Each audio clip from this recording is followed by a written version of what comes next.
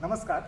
आज आपण संवाद साधणार आहोत रत्नागिरीतले एक प्लास्टिक इंजिनियर आणि ज्यांनी रत्नागिरीत स्वतःचा प्लास्टिक रिसायकलिंग प्लॅन्ट सुरू केला आहे असे युवा उद्योजक श्री मल्हार मलुष्टे यांच्याशी. नमस्कार. नमस्कार. नमस्कार. मित्र हो, प्लास्टिक ही एक अशी गोष्ट आहे की जी माणसाचा मित्र पण आहे आणि शत्रू पण आहे.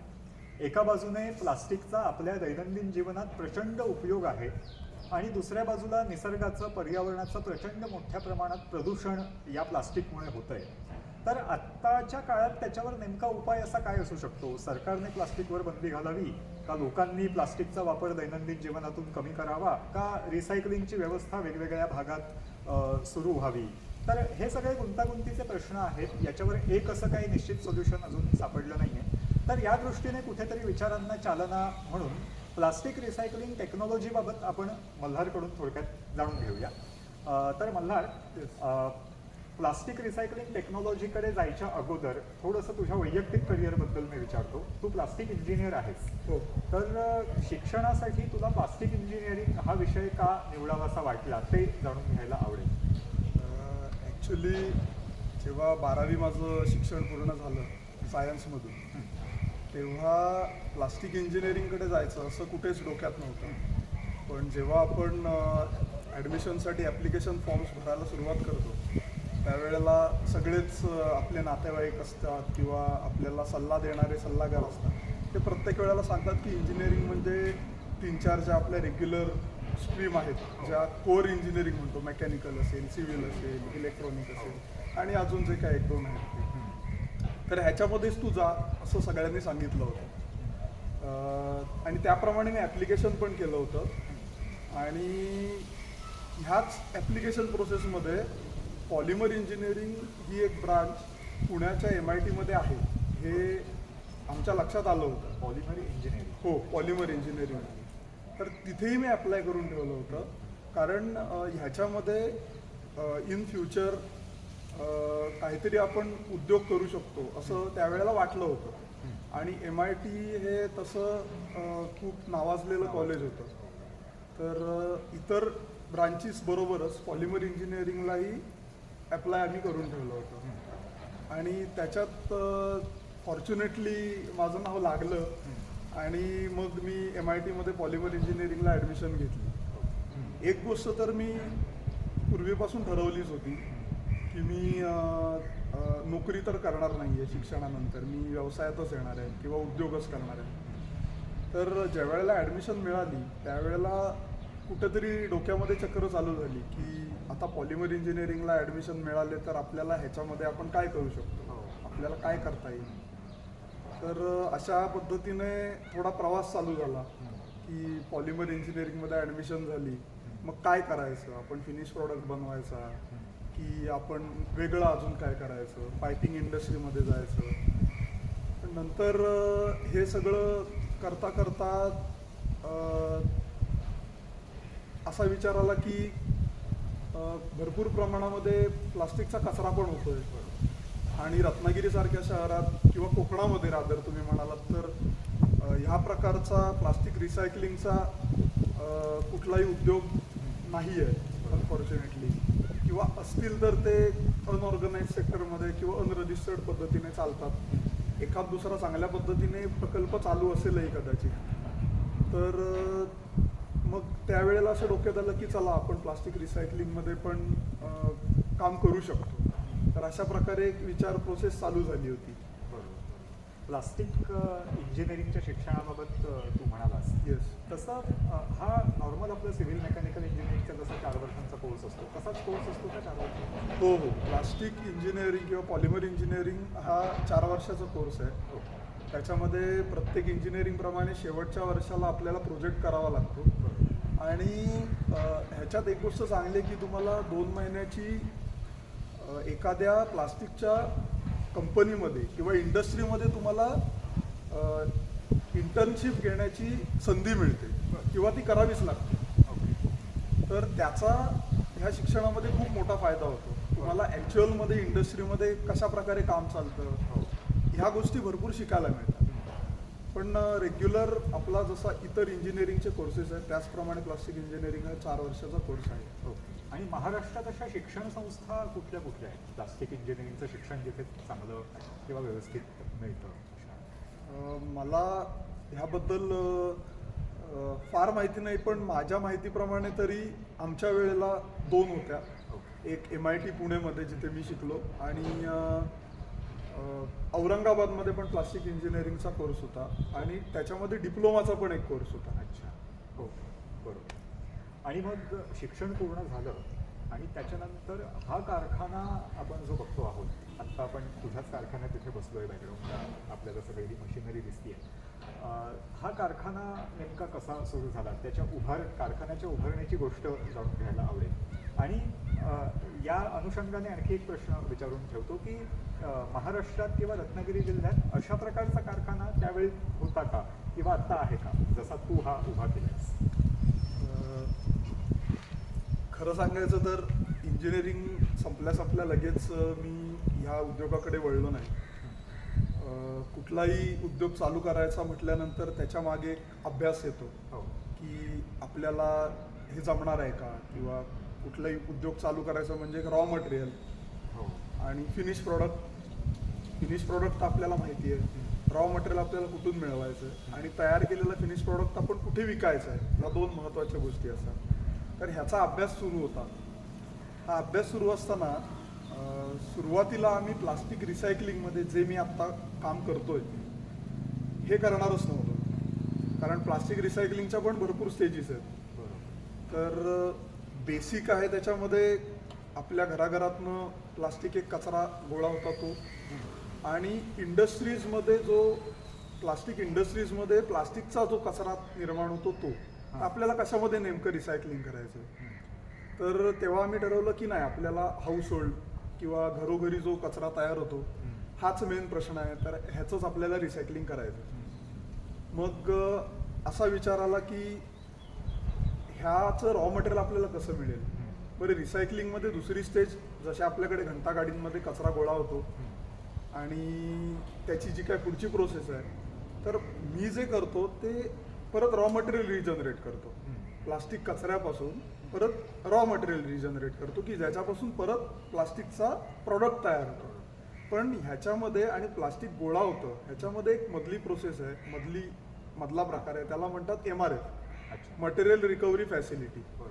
तर माझ्या डोक्यात होतं की मी ते करेन चालू, की जो काही कचरा गोळा होतोय रत्नागिरी शहरामध्ये तो सगळा माझ्याकडे येईल, म्हणजे सुका कचरा, आणि त्याचं सॉर्टिंग सेग्रिगेशन माझ्याकडे होईल. आणि म्हणजे कागद असेल, प्लास्टिकचे वेगवेगळे प्रकार असतील, तर ते बेसिकली माझ्या फॅक्टरीमध्ये सेग्रिगेशन आणि सॉर्टिंग होईल आणि ते रिसायकलरकडे मी पाठवेन, असा माझा पहिला प्लॅन होता. कारण अशा प्रकारची फॅसिलिटी रत्नागिरीमध्ये कुठेच नाही आहे, मटेरियल रिकव्हरी फॅसिलिटी, जी आपल्याला पुणे मुंबईसारख्या, बँगलोर किंवा मला वाटते कुडाळमध्ये पण आहे, पण रत्नागिरीमध्ये नाही आहे. तर ते करावं असं डोक्यात आलं होतं. पण एकंदर बघता ते पण आम्ही म्हटलं की हे पण काय आपल्याला जमेल असं दिसत नाही आहे, किंवा हे करता येणं थोडं कठीण आहे असं वाटायला लागलं, जागेच्या दृष्टीने किंवा पर्यावरणाचे नियम असतील त्या दृष्टीने, किंवा आपल्याकडे त्या पद्धतीने सॉर्टिंग करण्यासाठी जी टेक्निकल टीम लागते ती ह्या कचऱ्यामध्ये हात घालेल की नाही बेसिकली. तर ह्या सगळ्या विचाराने आम्ही म्हटलं की आता आपण हे नको करूया, आपण एक स्टेप पुढे, जे रिसायकलिंग आहे, म्हणजे ऑलरेडी बऱ्यापैकी सॅग्रिगेट झालेला कचरा आपल्याकडे घेऊन त्याच्यापासून रॉ मटेरियल आपण तयार करू, ह्या प्रोसेसकडे आपण जाऊया. तर हे आम्ही ठरवलं. आणि MIDCमध्ये आमची जागा नुकतीच घेतली गेलेली होती, तर इथे मग आम्ही कारखाना उभारायचं काम चालू केलं. आणि प्लास्टिक इंजिनिअरिंगचा त्याच्यामध्ये बऱ्यापैकी मला मदत झाली. आणि इंजिनिअरिंग कंप्लीट झाल्यानंतर मी एका प्लास्टिक रिसायकलिंग कंपनीमध्ये 1 महिनाभर शिकण्यासाठी वगैरे बघण्यासाठी जात होतो की काम कसं चालतं. तर तिथल्या जे मालक होते आणि तिथले जे कामगार होते त्यांनी खूप चांगली माहिती दिली, ज्याच्यामुळे मला फॅक्टरी चालू केल्यानंतर खूप फायदा झाला. नाहीतर एखाद्या नवख्या माणसाला, मी प्लास्टिक इंजिनियर असून सुद्धा प्रॅक्टिकलमध्ये आणि थिओरिटिकलमध्ये भरपूर फरक पडतो. तर ते जे प्रॅक्टिकल नॉलेज आहे हे इंजिनिअरिंग नंतरच्या 1-2 महिन्यामध्ये मला खूप चांगलं मिळालं. तर त्यामुळे मला हा सगळा सेटअप उभारायला तसं सोपं किती वर्ष गेलं. झाली? 2-3 वर्ष? हां, 3 वर्ष झाली, आता 4थं वर्ष आहे. 4थं वर्ष पूर्ण होतं. 2020 साली म्हणजे तू हा सुरू केलास का? 2020 साली उभारणीचं काम चालू झालं. 2021 मध्ये चालू झालं आणि आता 2025 मध्ये 4 वर्ष पूर्ण होतं. 4 वर्ष पूर्ण. Yes, आणि आता जुलै. हा व्यवस्थितपणे रिसायकलिंग इथे सुरू आहे. 100% कॅपॅसिटीमध्ये चालू नाहीये, बरं. पण तुम्ही म्हणू शकता 50% कॅपॅसिटीमध्ये आता आम्ही आता पोहोचलेलो आहोत. ओके, बरोबर. आता पुढचा जो प्रश्न मी विचारणार आहे तो सगळ्यात महत्त्वाचा आहे, ज्याच्याबद्दल सगळ्यांनाच आम्हाला उत्सुकता आहे की प्लास्टिक रिसायकलिंगची प्रोसेस नेमकी कशी होते तुझ्या कारखान्यात? कसं आहे की आपल्याला प्लास्टिक म्हटलं की सगळं प्लास्टिक एकच आहे असं वाटतं, पण आपण नेहमी ऑब्झर्व करतो कुठल्याही प्लास्टिकच्या प्रॉडक्टवरती त्रिकोण असतो आणि त्याच्यामध्ये आकडे मेन्शन असतात. 1 नंबर, 2 नंबर, 3 नंबर, ते 7 नंबरपर्यंत. तर आपल्याला असं वाटतं की हा प्रॉडक्ट तितक्या वेळा रिसायकल करून आलेला आहे, कारण तो त्रिकोण असतो, त्याच्यावर आकडा असतो आणि खाली रिसायकल लिहिलेला. पण त्याचा एक वेगळा उद्देश आहे. तो उद्देश असा आहे की हे प्लास्टिक कुठल्या प्रकारचं आहे हे समजण्यासाठी तो आकडा आहे. बरं. म्हणजे जशी आपली बिस्लरीची बॉटल आहे, बिस्लरीची बॉटल आहे, हो. ह्याच्यावरती 1 नंबर असतो. अच्छा. 1 नंबर म्हणजे पेट, पॉलिएथिलीन टेरिफ्थॅलेट. बरं. हा प्लास्टिकचा एक प्रकार आहे. ओके. हां. 2 नंबर येतो HDP. अच्छा. म्हणजे हे जे कुठल्याही प्रकारचे कॅन असतात, ओके. तेलाचे असतील, पाण्याचे असतील, आपण डोक्यावर तेल घालतो, पॅराशूटची बॉटल असेल, हे HDP मध्ये येतो, ज्याचा नंबर आहे 2. 3 आहे PVC. PVC ला कमोडिटी प्लास्टिक पण म्हणतात, कारण PVC पासून खूप प्रॉडक्ट्स बनवले जातात. तर PVC पासून मेन बनतं ते पाणी घालायची टोटी आणि आपल्या इमारतींवरती जे ड्रेनेजचे पाईप आपल्याला दिसतात लावलेले, हे पण PVC पासून बनलेले असतात. ॲग्रिकल्चर जे ग्रे कलरचे पाईप शेतांमध्ये मोठ्या मोठ्या तुम्हाला पाईपलाईन दिसतील, त्या पण PVCच्याच असतात. तर हा झाला नंबर 3 PVC. 4 नंबर आहे LDP. LDP म्हणजे लो डेन्सिटी पॉलिइथिलीन. आणि लो डेन्सिटी पॉलिइथिलीन म्हणजे आपल्या घरोघरी येणाऱ्या दुधाच्या पिशव्या, कॅरी बॅग्स, हे सगळं LDP मध्ये येतं. 5 नंबर येतो PP. PP म्हणजे पॉलिप्रोपिलीन. हा पण खूप प्रमाणात वापरला जातो. ह्याच्यापासून खूप व्हरायटी ऑफ आयटम्स, प्रोडक्ट्स प्लास्टिकचे बनले जातात. आपण जी बसलोय खुर्ची, ही पण PP पासून बनलेली आहे. ही PPची आहे. हो. त्यानंतर आपण आंघोळीसाठी बादल्या वापरतो, ह्या पण PPच्या आहेत. ही पेंटची बकेट आहे, ही पण PPची आहे. तर ऑटोमोबाईलचे भरपूर पार्ट्स आहेत, हे पण PP पासून बनलेले असतात. तर 5 नंबर म्हणजे PP.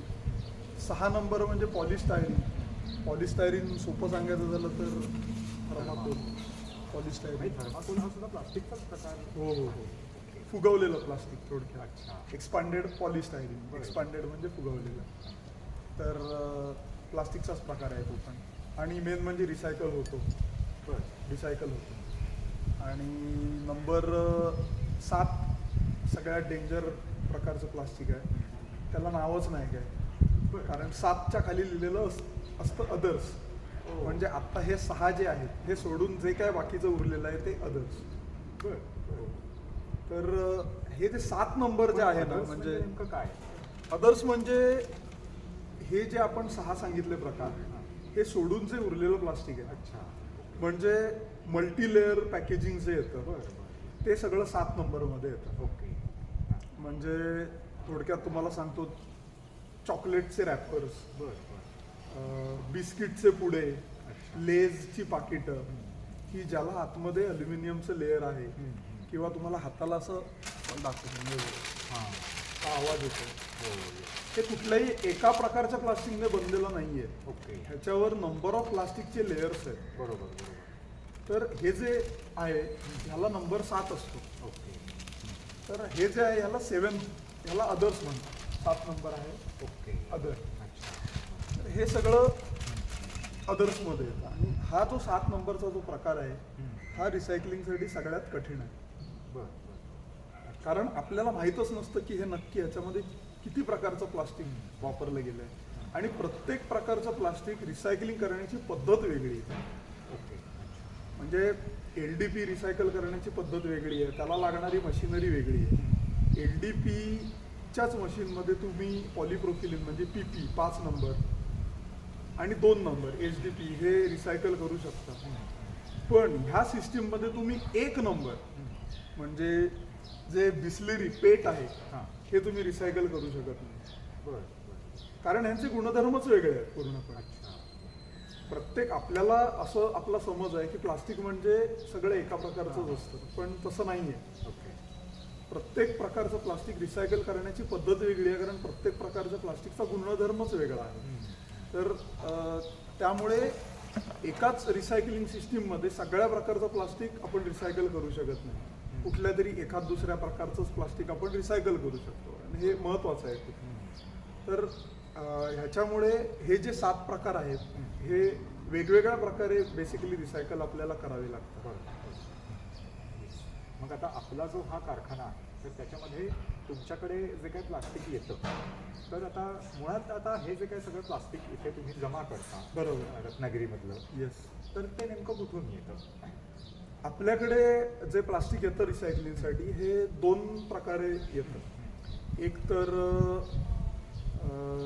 जे ऑलरेडी रत्नागिरीमधले किंवा रत्नागिरीच्या आजूबाजूचे जे भंगारवाले आहेत, जे ऑलरेडी प्लास्टिक कचरा गोळा करतात, सेपरेट करतात, सॅग्रिगेट करतात, त्यांना समजतं त्या पद्धतीने, आणि क्रश करतात किंवा काही लोक क्रश करत नाहीत, ते आपण आपल्याकडे रिसायकलिंगसाठी आणतो.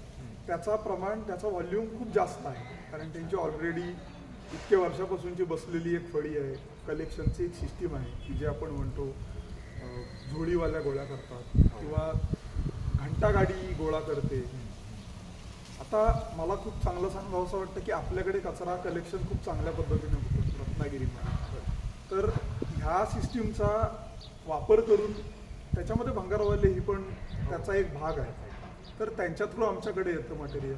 आणि नंबर 2 म्हणजे आपला दुसरा युवा उद्योजक आमचाच मित्र गौरांग आगाशी, त्याने एक नवीन उपक्रम चालू केला आहे की घराघरात जाऊन प्लास्टिक कचरा तो गोळा करतोय. तर त्या पद्धतीने पण आपल्याकडे प्लास्टिक कचरा महिन्यातून एकदा त्या पद्धतीने येतो. तर अशा प्रकारे आपल्याकडे प्लास्टिक कचरा रिसायकलिंगसाठी येतो. इंडस्ट्रीयल प्लास्टिक पण येतं ना त्याच्यामध्ये? इंडस्ट्रीयल प्लास्टिक आपल्याकडे खूप कमी प्रमाणात येतं. तुम्ही नाहीच म्हणालात तरी चालेल, कारण आपल्याकडे प्लास्टिकच्या कंपनीजच फार कमी आहेत. त्यामुळे ते ऑलमोस्ट आम्ही घेतच नाही. आम्ही जे रिसायकलिंग करतो हे घरगुती किंवा रेसिडेन्शियल पद्धतीचं जे त्याच्यातनं जो तयार होणारा प्लास्टिक कचरा आहे त्याच्यापासूनच आपण बेसिकली रिसायकलिंग त्याचंच आपण करतो. तर हा सगळा प्लास्टिकचा कचरा वेगवेगळ्या प्रकारचा आपल्या कारखान्यापर्यंत आला की मग पुढे या कारखान्यामध्ये त्याच्यावर नेमकी काय प्रक्रिया होते आणि फायनली त्याच्यापासून काय बनतं? सगळ्यात रिसायकलिंगमध्ये महत्त्वाचा भाग आहे सॉर्टिंग आणि सॅग्रिगेशन. जे मी प्रकार सांगितले त्याप्रमाणे ते सेपरेट करणे. हे मॅन्युअलीच होतं. आमच्याकडे असेल किंवा कुठल्याही भंगारवाल्याकडे असेल, तो प्रॉडक्ट आयडेंटिफाय करून कुठल्या प्रकारातलं प्लास्टिक आहे आयडेंटिफाय करून ते सेपरेट करणं सगळ्यात महत्त्वाचा भाग. ते होतं. ते आल्यानंतर त्याचं ग्राइंडिंग होतं, क्रशिंग होतं. तुकडे केल्यानंतर ते प्लास्टिक जर खराब असेल, घाण असेल, तर ते आपल्या साध्या पाण्याने वॉश केलं जातं, साफ केलं जातं. साफ केलं गेलं की ते सुकवलं जातं. ते एकतर मशीनमध्ये सुकवलं जातं किंवा सूर्याच्या प्रकाशाखाली उन्हामध्ये आपण ते वाळवतो, ती पद्धत म्हटली जाते. त्या प्रकारे सुकवलं जातं आणि त्याच्यानंतर ते फायनल आपल्या प्रोसेसिंगमध्ये मेन स्ट्रीममध्ये येतं. त्याच्यामध्ये आपल्याला कलर ॲड करायचा आहे. सपोज आपल्याला त्याच्यापासनं काळ्या कलरचं गमेला बनवायचं आहे, तर काळ्या कलरचा त्याच्यामध्ये पिगमेंट टाकलं जातं आणि त्याच्यापासून ते मेल्ट केलं जातं आणि मग त्याच्यापासनं तो जे पावडर फॉर्म किंवा ग्रॅन्युअल फॉर्ममध्ये ते बनतं. तर अशी ती प्रोसेस आहे सगळी. म्हणजे क्रश करायचं, वॉश करायचं, ड्राय करायचं आणि मग ते मेल्टिंगसाठी मेल्टिंग करून त्याचं ग्रॅन्युलेशन करायचं. मेकिंग करून ग्रॅन्युलेशन Yes. आणि मग हे जे ग्रॅन्युल्स असतात ते तुम्ही बाहेर सप्लाय करता राईट, कंपन्यांना. बरोबर. तर हे जे ग्रॅन्युल्स आहेत हे एकतर 100% रिसायकल्ड ग्रॅन्युल्सपासून बनलेले प्रॉडक्ट्स पण असतात, हम्म. किंवा काही लोक 10%, 20%, 50% प्रमाणात जे नवीन व्हर्जिन प्लास्टिक जे म्हणतात त्याच्यामध्ये हे रिसायकल्ड प्लास्टिक ॲड करतात आणि आपला प्रॉडक्ट बनवतात. ओके, बरोबर. आता रिसायकलिंगची प्रोसेस आपण जाणून घेतली. येस. तर कुठलीही गोष्ट बिझनेस मॉडेल म्हणून करायची असेल तर त्याच्यात खर्च उत्पन्नाचं गणित जमावं लागतं. बरोबर. तर आता कारखाना सुरू करून 3-4 वर्ष झाली, तर हे खर्च उत्पन्नाचं गणित या बिझनेसमध्ये कसं काय जमतं किंवा आपण जमवता? तुम्ही कुठलाही प्लास्टिक रिसायकलिंग धंदा कोणाला नवीन चालू करायचा असेल तर त्याच्यामध्ये तुम्हाला लगेचच यश मिळेल असं नाही आहे. तुम्हाला मिनिमम 5 वर्ष त्याच्यामध्ये स्ट्रगल करावी लागणारच आहे. त्यातलं पहिलं 1 वर्ष तुम्हाला तुमचं रॉ मटेरियल मिळवण्यासाठी आणि तयार केलेलं प्रॉडक्ट विकण्यासाठी तुम्हाला जे मार्केट शोधावं लागतं, लोकांना कन्व्हिन्स करावं लागतं की आमचा प्रॉडक्ट कसा चांगला आहे, ह्याच्यासाठी जातो. नंबर 2, तुम्ही कितीही चांगला रिसायकलिंग करून ग्रॅन्युल्स बनवा, पण त्याच्यासाठी तुम्हाला येणारा जो खर्च, जेव्हा तुम्ही प्रोडक्शन कॉस्ट म्हणून ज्या ग्रॅन्युल्समध्ये जेव्हा तुम्ही ॲड करता आणि एखाद्या पर्टिक्युलर क्वालिटीचा तुम्ही जेव्हा ग्रॅन्युल्स बनवता, तेव्हा त्याची कॉस्ट जी काय तुमची बनते ह्याच्यापेक्षा समोरच्याला त्या क्वालिटीमध्ये काय रेटला तुमचा प्रॉडक्ट हवा आहे ह्याच्यावर तुम्हाला तुमची कॉस्टिंग बसवावी लागते. बरोबर. हे सगळ्यात महत्त्वाचं आहे. हो, हो. कारण आज तुम्ही मार्केटमध्ये गेलात, बादली विकत घ्यायला, तर तुम्हाला 100 रुपयाची पण मिळते, हो. तुम्हाला 200 रुपयाची पण मिळते आणि तुम्हाला 50 रुपयाचीही मिळते. तर ह्याच्यामध्ये जो फरक आहे हाच आहे की त्याच्यामध्ये रिसायकल्ड प्लास्टिक हे काय क्वालिटीचं आणि कुठल्या प्रकारचं वापरलं जातं. तर हा जो विषय हा सगळ्यात महत्त्वाचा आहे की तुम्ही तयार करताय ह्याच्यापेक्षा समोरच्याला काय हवंय ह्याप्रमाणे तुम्हाला तयार करावं लागतं. बरोबर. आणि ते बसवण्यासाठी आणि ते तुम्हाला समजण्यासाठी खूप वेळ द्यावा लागतो. आणि तो वेळ जो आहे ह्याच्यामध्ये तुम्ही सर्वाईव्ह होणं, मार्केटमध्ये टिकणं सगळ्या प्रकारे, म्हणजे आर्थिकदृष्ट्या पण आणि मेंटली पण खूप चॅलेंजिंग असतात गोष्टी. तुम्हाला तेवढं पेशन्स पाहिजे प्रत्येक गोष्ट होण्यासाठी, ते लागतात. आर्थिक पाठबळ पण लागतं. आणि कसं कधी कधी काय होतं की आपण बरेचदा सगळ्या गोष्टी पुढे चांगल्याच होणार हे गृहीत धरून आपले सगळे पैसे असतील किंवा आपण डेफिनेटली याच्यासाठी आर्थिक मदत बँकेच्या साहाय्याने लोन मार्फत घेतो, तर सगळाच जो खर्च आहे हा सुरुवातीला करतो. मशिनरीवर असेल, सेटअपसाठी असेल. पण खरं ह्याच्यामध्ये जो आपल्याला आर्थिक मदत लागते ही तुम्ही उद्योग चालू केल्यानंतर, ज्याला वर्किंग कॅपिटल म्हणतात, चालू केल्यानंतर प्रत्येक महिन्याला जो तुमचा लोकांचा पगार द्यायचा आहे, तुम्हाला इलेक्ट्रिसिटी खर्च आहे खूप मोठ्या प्रमाणात आहे, तो तुम्हाला रॉ मटेरियल खरेदी करायचं आहे त्याच्यासाठी लागणारा खर्च, आणि हा कायमचा येत असतो.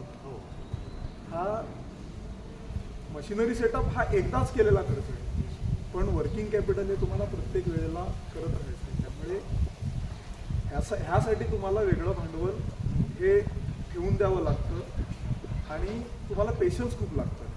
तर जेव्हा तुम्ही ह्या गोष्टीमध्ये, आणि ह्या गोष्टीला वेळ लागणारच आहे, त्याच्यासाठी तुम्ही तयार राहणं गरजेचं आहे. आणि जेव्हा तुमची विकण्याची आणि माल खरेदी करण्याची जेव्हा फळी तुमची बसते, त्याच्यानंतर तुम्हाला कमीत कमी 3 ते 4 वर्ष तुम्ही जो हा केलेला खर्च आहे हा वसूल करण्यामध्ये तुम्हाला लागतो, जातोच जातो.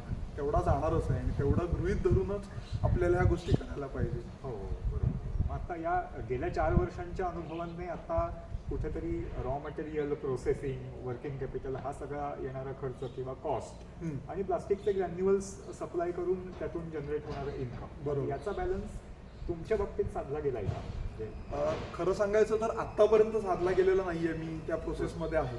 पण रॉ मटेरियल ज्यांच्याकडनं येतोय आणि ज्यांना मी माल विकतोय त्यांची आता बऱ्यापैकी फळी माझी बसलेली आहे. चेन तयार झाली. येस, बरोबर आहे. आणि त्याच्यातून माझे जे काय रेग्युलर लोकांचे पगार आहेत, इलेक्ट्रिसिटी कॉस्ट आहे, हे माझं भागतंय.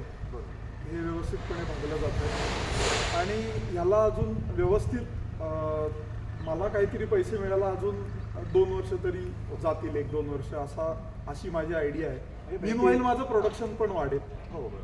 त्यामुळे ती एक गोष्ट बेसिकली काय आहे की हा उद्योग म्हणण्यापेक्षा ही एक आपण समाजासाठी काहीतरी करतोय हेच जास्त महत्वाचं आहे याच्यामध्ये. की करण्यासाठी तर उद्योग आपल्याकडे भरपूर जास्त आहेत, पण हाच उद्योग करायचा म्हणजे खूप चॅलेंजिंग आहे विषय खरं तर. तर त्या दृष्टीने गोष्ट महत्वाची आहे की आपल्याला कुठेतरी पर्यावरणासाठी किंवा समाजासाठी म्हणून हे करायचं आहे, पण त्याचबरोबर त्याचा खर्च उत्पन्नाचा बॅलन्स पण भागवायचा आहे. बरोबर. तर ही गोष्ट खूप महत्वाची आणि चॅलेंजिंग आहे. कारण आपण खर्च किती काळ करत बसणार नुसता, हा पण एक प्रश्न प्रत्येक गोष्टीत असतो. हो. तर पण त्या दृष्टीने तुझी कुठेतरी वाटचाल सुरू आहे की खर्च हळूहळू भागवणं किंवा हळूहळू उत्पन्न वाढवणं किंवा त्या दृष्टीने बिझनेस मॉडेल म्हणून सक्सेसफुल करणं, जरी आपला उद्देश सामाजिक कार्य किंवा असला तरी सुद्धा. बरोबर. आता आपण थोडासा जगाचा विचार केला तर जगात आत्ता प्लास्टिक रिसायकलिंग टेक्नॉलॉजी ही नेमक्या कुठल्या स्टेजला आहे? म्हणजे मगाशी तू थोडंफार सांगितलंस की ज्या ज्या काही प्रकारचं प्लास्टिक निर्माण होत आहे ते सगळ्याच्या सगळं आत्ता रिसायकलिंग होण्याची टेक्नॉलॉजी अवेलेबल आहे का? खरं सांगायचं तर सगळ्या प्रकारचं प्लास्टिक हे रिसायकलिंग होऊ शकतो. Technically possible. Technically possible. प्लास्टिकमध्ये 2 प्रकार आहेत बेसिकली. एक आहे थर्मोप्लास्टिक आणि दुसरं आहे थर्मोसेट. थर्मोप्लास्टिक आणि थर्मोसेट. तर आपण जे मोस्टली वापरतो ते थर्मोप्लास्टिक आहे. थर्मोप्लास्टिक म्हणजे काय? जे गरम केल्यानंतर वितळतं. थोडक्यात थर्मोप्लास्टिक. थर्मो म्हणजे गरम केल्यावर जे प्लास्टिक होतं आणि वितळतं ते थर्मोप्लास्टिक. आणि थर्मोसेट.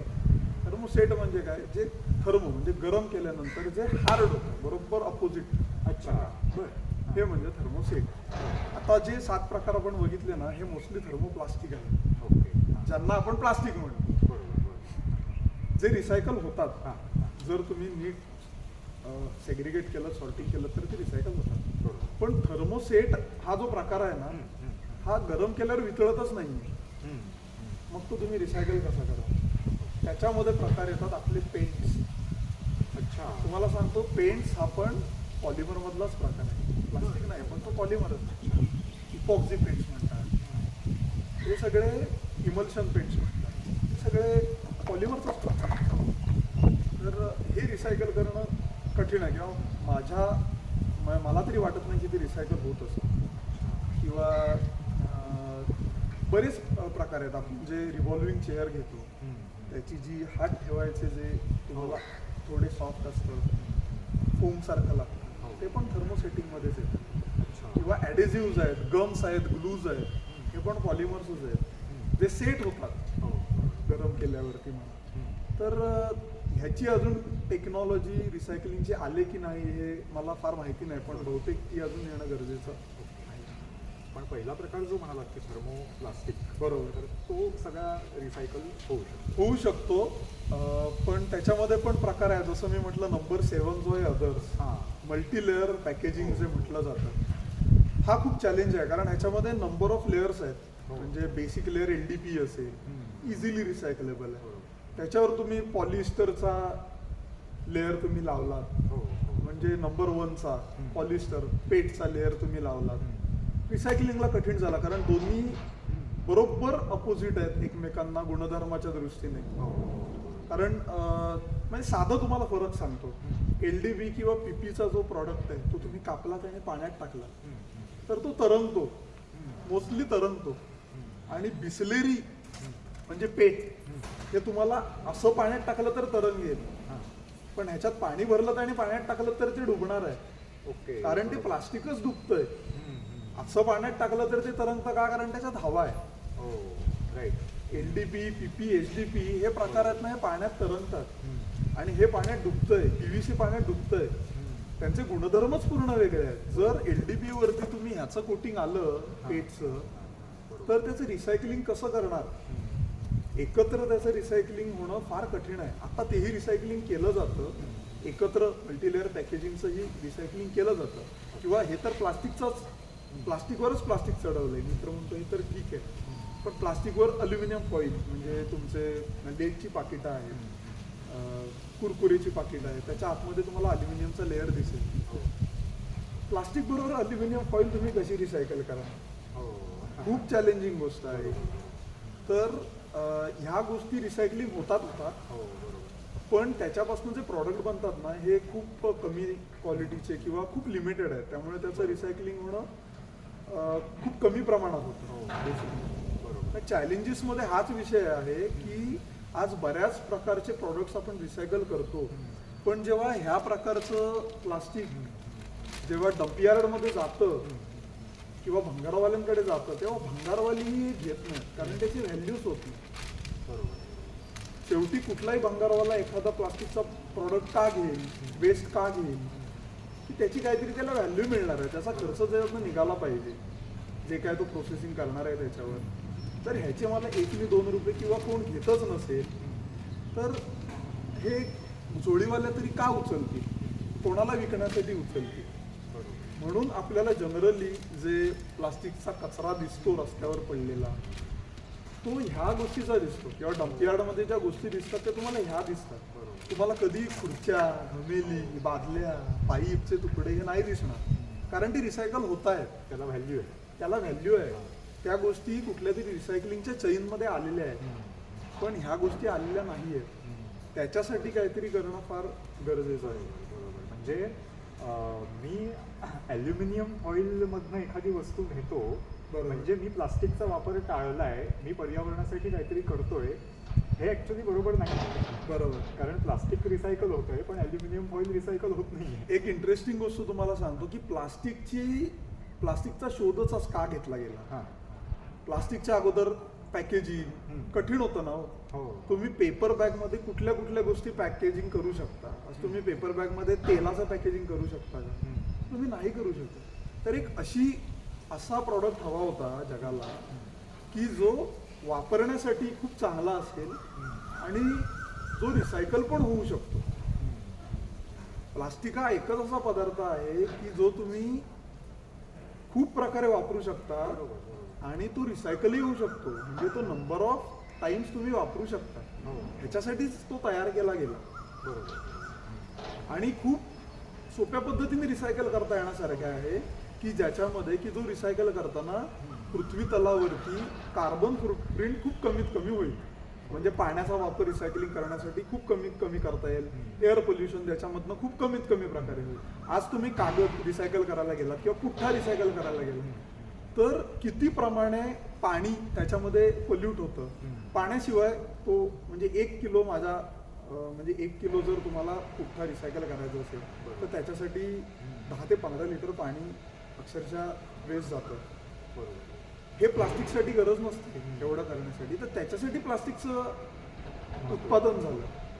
पण काळामध्ये काय झालं की जे कन्झ्युमर आहे हेच ते चांगल्या प्रकारे सॅग्रिगेट करून त्याचा सॅग्रिगेशन होत नाही. बेसिकली काय आहे की प्लास्टिकचं सेग्रिगेशन जिथे कचरा तयार होतो तिथेच जर झालं ॲट सोर्स जे झालं तर ती रिसायकलिंगमध्ये येईल. जर नाही झालं तर ते खूप कठीण होत जातं पुढे आणि त्यामुळे त्याचे प्लास्टिकचे ढीग आपल्याला दिसायला लागतात. जर वापरणाऱ्याने तो कचरा रस्त्यावर टाकला किंवा समुद्रात टाकला तर तो रिसायकलिंग कसा होणार?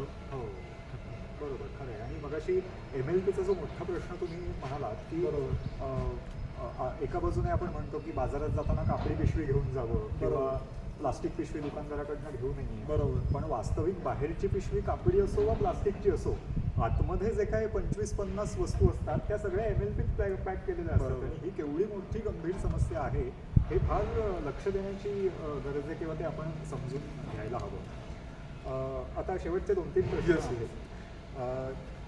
रत्नागिरीमध्ये तुमचा हा कारखाना आहे. तर अख्ख्या रत्नागिरी शहरातलं किंवा अख्ख्या रत्नागिरी जिल्ह्यातलं सगळ्याच्या सगळं प्लास्टिक तुझ्या या कारखान्यात रिसायकलिंगसाठी येईल हे शक्य वाटतं का?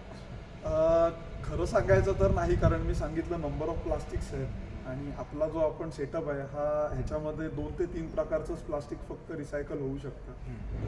म्हणजे LDP असेल, PP असेल, पॉलिप्रोपिलीन, HDP असेल, 3 प्रकार आपल्याकडे रिसायकल होतात. PVC पेट आपल्याकडे रिसायकल होत नाहीत कारण त्याचे गुणधर्मच वेगळे आहेत. त्याचं जसं मी मगाशी सांगितलं त्याप्रमाणे ते आपल्या सिस्टीममध्ये रिसायकल होत नाही.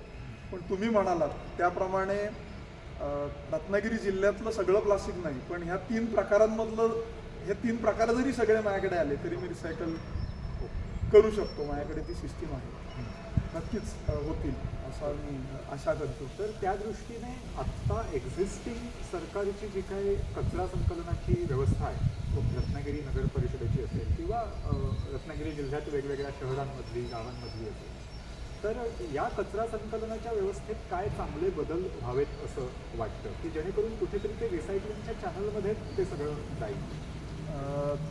खरं सांगायचं तर रत्नागिरीची कचरा संकलन करण्याची जी सिस्टीम आहे फार चांगली आहे. म्हणजे ज्या वेळेला मी प्लास्टिक रिसायकलिंगचा उद्योग चालू करायच्या आधी जेव्हा अभ्यास करत होतो तेव्हाच मला लक्षात आलं की आपली सिस्टीम खूप चांगली आहे. तुम्ही कधी ऑब्झर्व केलं तर रत्नागिरीतल्या आपल्या ज्या घंटागाड्या आहेत त्याच्यामध्येच आपण जेव्हा कचरा देतो तेव्हा ते लोक काय करतात ते कधीतरी आपण ऑब्झर्व केलं तर आपल्याला समजेल की ते जे काम आपल्याला करायला पाहिजे, जे ॲट सोर्स व्हायला पाहिजे सॅग्रिगेशन, हे ते लोक घंटागाडीत करतात. हो बरोबर.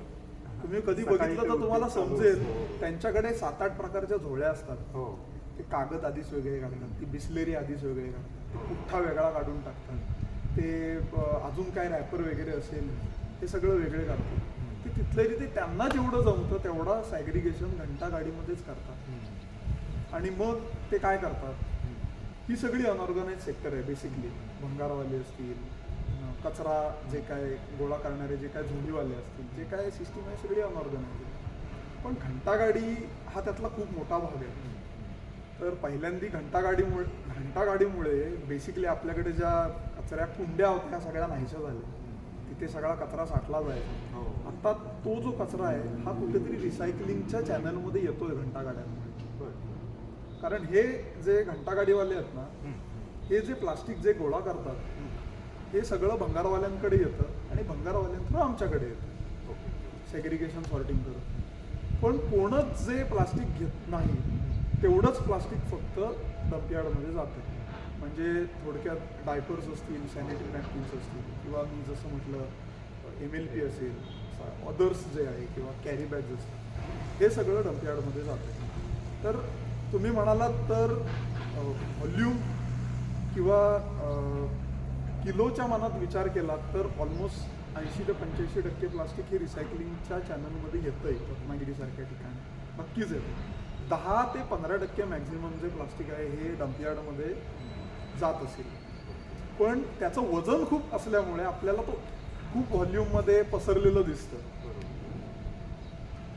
हे जेवढं आपल्याला बाहेर फेकलेलं किंवा पसरलेलं दिसतं त्याच्यापेक्षा जास्त ॲक्च्युली रिसायकलिंगमध्ये खूप पटीने रिसायकलिंगमध्ये येतंय. ही चांगली गोष्ट. आपल्याला जे दिसतंय ते आकारमानाने खूप जास्त दिसतं पसरलेलं, पण त्याचं वजन खूप कमी आहे. जर तुम्हाला पसरलेले 1 टन दिसतंय त्यावेळेला 8.5 टन मटेरियल हे ऑलरेडी रिसायकलिंग चॅनलमध्ये आलेलं आहे. बरोबर. प्लास्टिक कचऱ्याबाबत सरकारची भूमिका काय असावी असं आपल्याला वाटतं? कारण गेल्या काही वर्षांमध्ये आपण बघतोय मध्येच अचानक प्लास्टिक बंदीची घोषणा येते. 50 मायक्रॉनपेक्षा कमी जाडीच्या पिशव्यांवरती बंदी, असे सरकारचे अचानक आदेश निघतात. किंवा ते सुद्धा काही फार काळ टिकत नाही. किंवा आता इंडस्ट्रीयल जे काही प्लास्टिक रिसायकलिंगची जी काही इंडस्ट्री आहे त्याच्यावरचा टॅक्स किंवा या बाबतीतले काही निर्णय असतील. तर एकंदर प्लास्टिक कचऱ्याचं रिसायकलिंग व्यवस्थितपणे व्हावं आणि त्याचं व्यवस्थापन व्यवस्थितपणे व्हावं या दृष्टीने सरकारची भूमिका याबाबत काय सांगशील? खरं सांगायचं तर सरकार ह्यासाठी प्रयत्नशील तर आहे, नक्कीच आहे. आणि कुठलंही सरकार असतं कारण कोणालाही कचरा किंवा डंपयार्ड तयार झालेली नकोच आहे. पण ह्याच्यामध्ये 2 भाग आहेत. कुठल्याही देशामध्ये किंवा भारतामध्ये कुठल्याही ठिकाणी सरकारच्या योजना किंवा सरकारचा त्याच्यामध्ये व्ह्यू हा कुठलाही उद्योग किंवा धंद्यासाठी सगळ्यात महत्त्वाचा आहे मित्र. तर सांगायचं झालं, तुम्ही जसा टॅक्सचा मुद्दा काढलात की प्लास्टिक स्क्रॅप सुरुवातीला 5% GST होता, आता 18% वर गेला. तर तो परत 5%वर आला तर खूप चांगला होईल. जो अनऑर्गनाइज सेक्टर आहे परत ऑर्गनाइज सेक्टरमध्ये कन्वर्ट होईल. नंबर 2,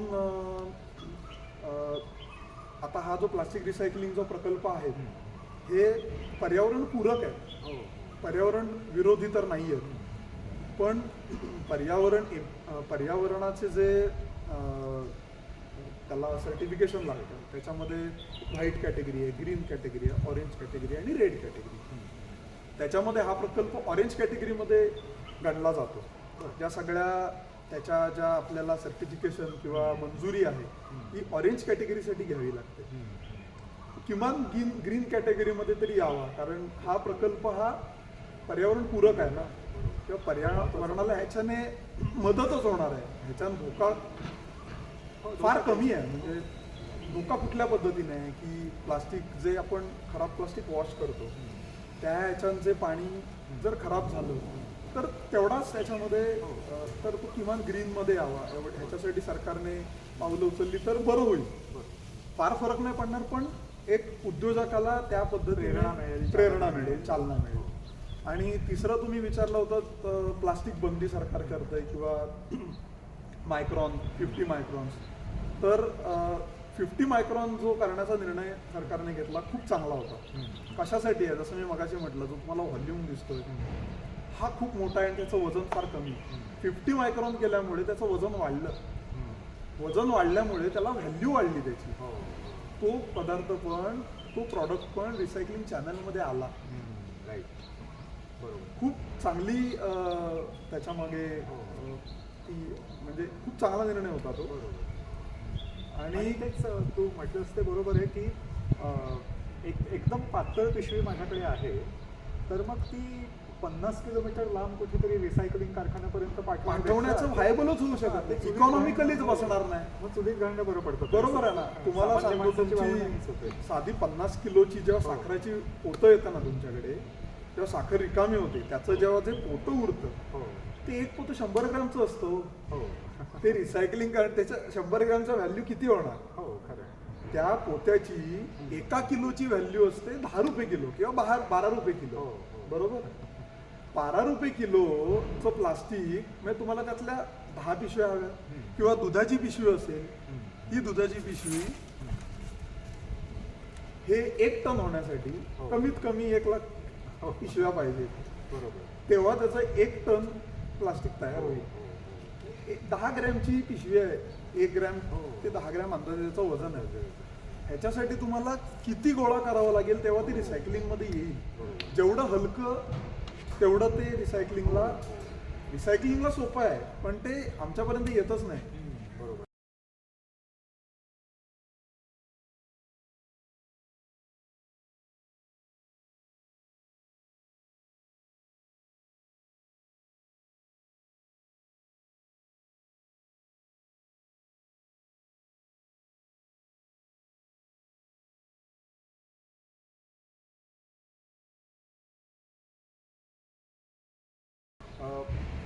हा जसा तू कारखाना सगळा इथे सेटअप केला आहेस, तर किती क्षमता आहे साधारण याची? साधारण दिवसाला 2 टन पर्यंत आपण रिसायकल करू शकतो कम्फर्टेबली. बरोबर. तर प्लास्टिक रिसायकलिंगचे असे छोटे छोटे प्लांट्स उभारता येणं शक्य आहे का? प्रत्येक तालुक्यात 1 प्लांट किंवा प्रत्येक शहरामध्ये 1 प्लांट असं काही करता येईल? नक्कीच उभारता येणं शक्य आहे, पण त्याच्याही पेक्षा प्रत्येक तालुक्याने किंवा प्रत्येक ग्रामपंचायत किंवा प्रत्येक नगर परिषदेने जी गोष्ट केली पाहिजे ती म्हणजे material recovery facility. Material recovery facility. Yes. Plastic recycling फॅक्टरीपेक्षा रिकव्हरी जेवढी मटेरियलची लवकर आणि त्या ठिकाणी होईल तेवढं ती रिसायकलिंगमध्ये जाईलच. जेव्हा मटेरियल रिकव्हरी फॅसिलिटीज वाढतील तेवढे रिसायकलिंग प्लांट्स वाढत जातील. हे नक्कीच आहे. कारण रिसायकलिंग प्लांटला जे इनपुट लागतं, जे रॉ मटेरियल लागतं, हे बेसिकली रिकव्हरी फॅसिलिटीज प्रोव्हाइड करू शकतात. फक्त प्लास्टिकच नाही, रिकव्हरी फॅसिलिटीमधनं सगळ्या प्रकारचा सुका कचरा सॅग्रिगेट होऊ शकतो, होतो राहतो. म्हणजे ज्या फॅक्टरीवाल्याला बिस्लेरीचं रिसायकलिंग करायचं आहे त्याला बिस्लेरी तिथनं मिळते. ज्याला कागदाचं आणि पुठ्ठ्याचं रिसायकलिंग करायचं आहे त्याला कागद आणि पुठ्ठा तिथे हो. सेपरेट केलेला मिळेल. ज्याला प्लास्टिकचं करायचंय हम्म. त्याला प्लास्टिकचं मिळेल, ज्याला दूध पिशवीचं रिसायकलिंग करायचंय त्याला तिथेच मिळेल, राईट. सॅग्रिगेट झालेलं मिळेल. ते खूप गरजेची गोष्ट आहे. पुण्या मुंबई सारख्या ठिकाणी खूप मोठे मोठे प्लांट याचे चालू आहेत. Material तसं recovery. प्रत्येक मटेरियल रिकव्हरी फॅसिलिटीज आहे तसे प्रत्येक शहरामध्ये ग्रामपंचायतीमध्ये छोट्या छोट्या प्रमाणात जरी झाले त्याचा खूप मोठा फायदा होईल, खूप मोठा फायदा होईल.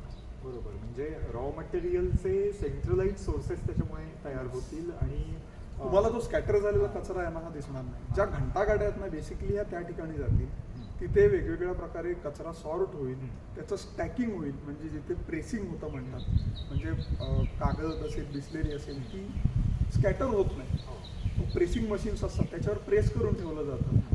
म्हणजे 100 किलो प्लास्टिक ठेवायला जर तुम्हाला 100 स्क्वेअर फूट एरिया लागत असेल तो तुमचा 2 स्क्वेअर फूटमध्ये स्टॅक केला जातो, जो ट्रान्सपोर्टेशनला पण इझी जातो, कॉस्टिंग कमी होतं. हे झालं तर फार जास्त चांगलं.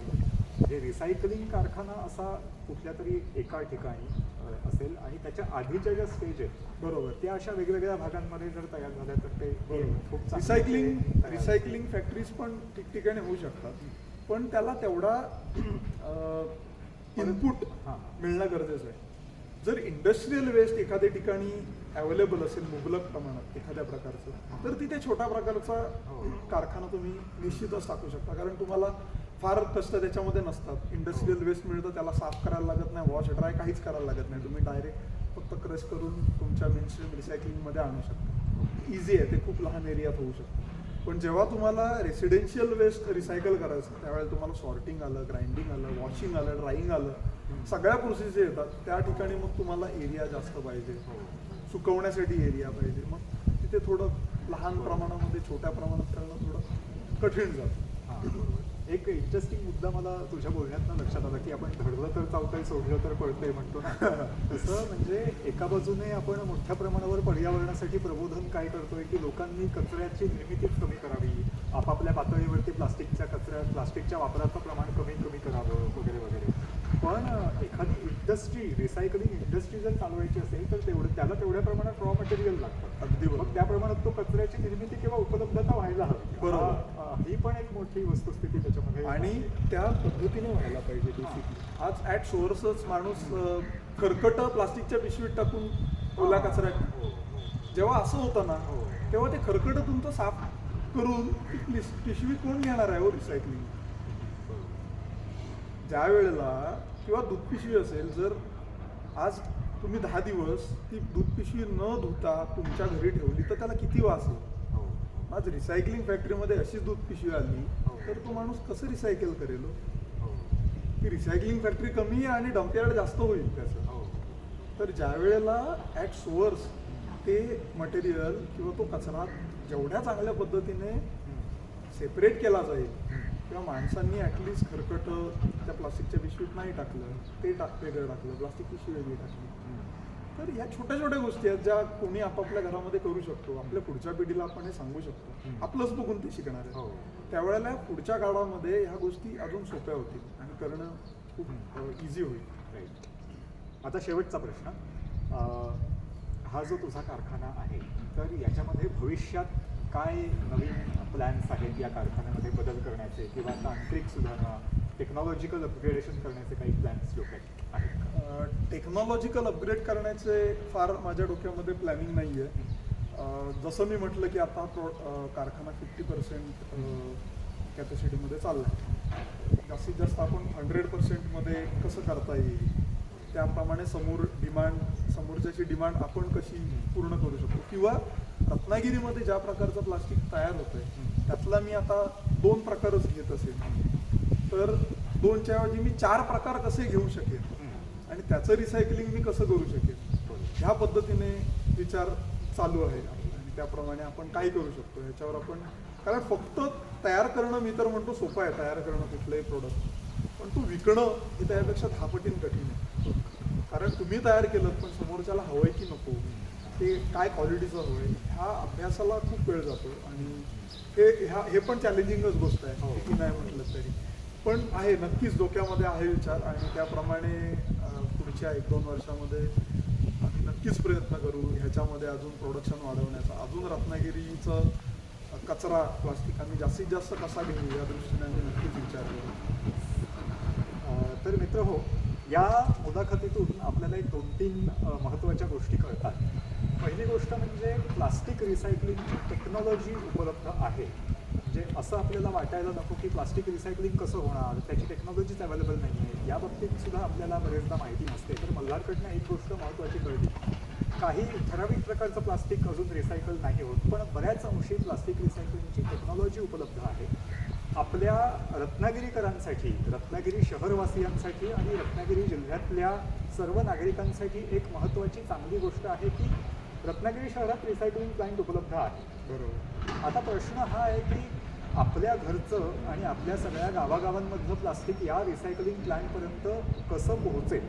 तर त्या दृष्टीने सर्व नागरिक, स्थानिक स्वराज्य संस्था, ग्रामपंचायत असेल, नगर परिषद असेल, नगरपालिका असेल, आणि ज्या कोणी लोकल गव्हर्नमेंट बॉडीज आहेत, तर लोकल गव्हर्नमेंट बॉडीज आणि आपण सगळे, तुम्ही आम्ही सामान्य नागरिक, तर या सर्वांनी आपण एक विचार करूया आणि या दिशेने कुठेतरी आपला कृती कार्यक्रम ठरवूया की रत्नागिरीत रिसायकलिंग प्लांट आहे, तर मग तुमच्या आमच्या घरचं सगळं प्लास्टिक हे निसर्गात कचरा रूपाने फेकलं न जाता या रिसायकलिंग प्लांटपर्यंत कसं येईल या दृष्टीने आपण विचार करूया आणि कृती करूया.